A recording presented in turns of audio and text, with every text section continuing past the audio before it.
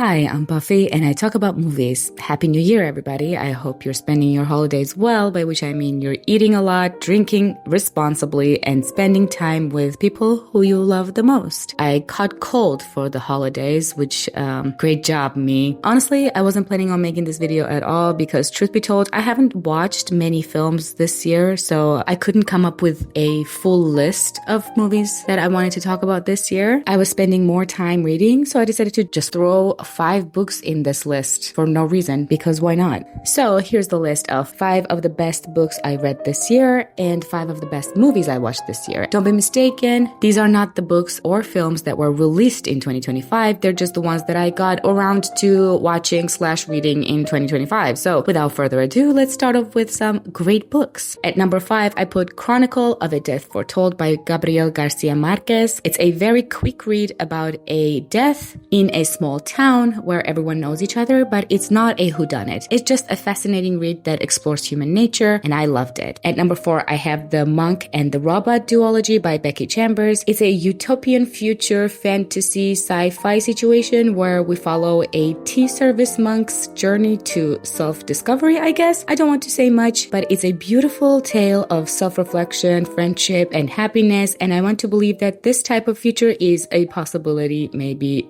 someday.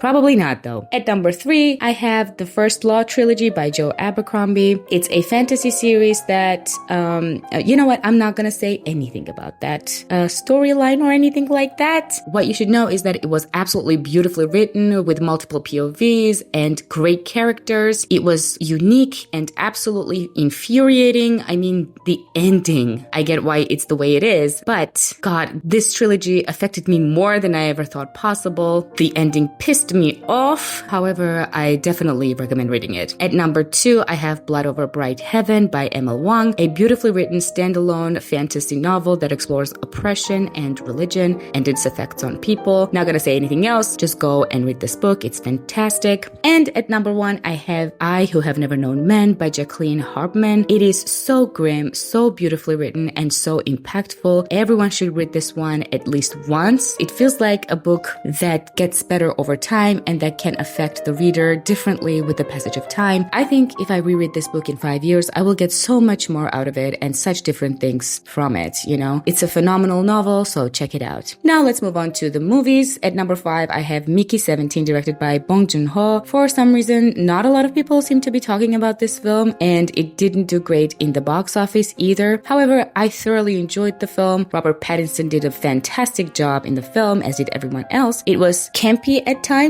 entertaining, thought-provoking, and even disturbing. It's certainly not my favorite film by Bong Joon-ho, who is one of my favorite directors right now, but it is still masterfully executed. I might make a whole ass separate video about this director. I don't know. Let me know if you'd be interested in seeing that. So anyway, Mickey 17 was an exhilarating watch to me, and I recommend you check it out.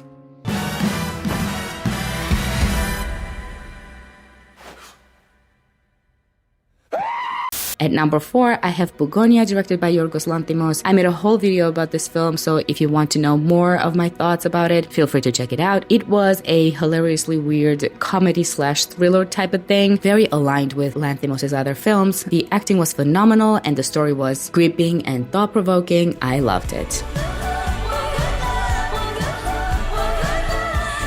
At number 3, I have It Was Just an Accident, directed by Jafar Panahi. I have a review for this film coming out, so subscribe if you're interested in seeing that. I don't want to get into the story of this film. It's better if you go into it blind. So all you need to know is that it's beautifully shot, beautifully acted, beautifully written, engaging, impactful, and hilarious. Check it out when you can. At number 2, I have Gachet, directed by Michael Haneke. It came out in 2005, and I've been wanting to watch this film for a very long time. And let me tell you, it was mind-blowingly amazing. The story revolves around a family that start receiving a hidden camera footage by mail, which just shows their house. The characters have no clue who could be filming them or why. As the story unfolds, some secrets are revealed, and the tension becomes like a separate character in the film. If you've seen other films by Michael Haneke, you know how masterfully he shoots them, and and how intentional his decision making is, his movies should be studied, at least in terms of their technical aspects. Gâché is a fascinating, masterfully executed, and wholly impactful film, and if you haven't seen it, I implore you to watch it. You will not regret it. Vous n'avez aucune idée de ce qu'une pousse à faire ça? Vous voulez peut-être me tenir au courant? And at number 1, I have No Other Choice, directed by Park Chan-wook, which will not be a surprise to anyone who's seen my review of this film, where I rave and gush about it for almost 10 minutes. I loved it so much, and I think so will you. I'm not gonna get into discussing it any further, but if you're interested in my thoughts, please check out my video about No Other Choice, and most certainly watch the film. Trust me, you'll love it. 좋은 사람이다. 실직은 하고 싶어서 안 돼. 아니다. That's it for me today. I hope you enjoyed this video. If you've read or watched any of these books / movies that I talked about here, please feel free to let me know your thoughts. I'd appreciate it. Now, as always, thank you so much for watching this video. Please consider subscribing if you're interested in more movie recommendations, and if you feel like it, of course. Also, please let me know what was your favorite movie that you saw in 2025. I'd love to know. Now, again, thank you for watching, and I'll see you next time. Bye.